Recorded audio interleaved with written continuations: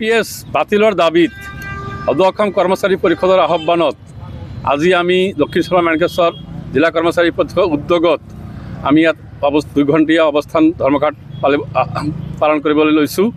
যেতিয়ালৈ আমাৰ NPS বাতিল কৰি OPS লাগু কৰা নাই তেতিয়ালৈ আমাৰ দাবী আন্দোলন চলি থাকিব। পিছত আমাৰ আন্দোলন আমি ৰাজপথলৈও লৈ যাম। গতিকে আমাৰ যিখিনি আমাৰ পুৰণা পেঞ্চনৰ মানুহখিনি ৰিটায়াৰ্ডৰ পিছত আমাৰ অলপ চলিবলৈ সকাহ হয়, কিন্তু 30-35 বছৰ 40 বছৰ চাকৰি কৰাৰ পিছতো যেতিয়া এই চাকৰি কৰাৰ পিছত মানুহজনে 1800 টকা 3000 টকা 800 টকা পেঞ্চন পায়, তেওঁলোকৰ পৰিয়ালৰ দুৰৱস্থা হয়। গতিকে এই আৰু হৈছে কি আমাৰ যিবোৰ প্ৰতিনিধি বিধায়ক MP ইহঁতে 5 বছৰ চাকৰি কাল কৰাৰ পিছতো দেখা যায় যে ইহঁতে ফেমিলি পেঞ্চন পাই থাকে, আৰু আমাৰ কৰ্মচাৰীসকলে 30ৰ পৰা 40 বছৰ চাকৰি কৰাৰ পিছতো নাপায়। গতিকে আমাৰ এই যে যেতিয়ালৈ আমাৰ এই NPS বা UPS বাতিল কৰি OPS লাগু কৰা নাই আমাৰ আন্দোলন চলি থাকিব, এইটো আমাৰ সংকল্প।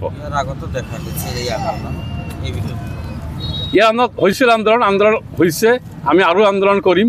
আন্দোলন কৰাৰ কাৰণে আমাক UPS বাতিল কৰি NPS বাতিল কৰি UPS এটা নাম বদলাই দিছে, কিন্তু বস্তুখিনি আমাৰ একেই আছে, কোনো লাভালাভ নাই। গতিকে আমাৰ আন্দোলন চলি থাকিব।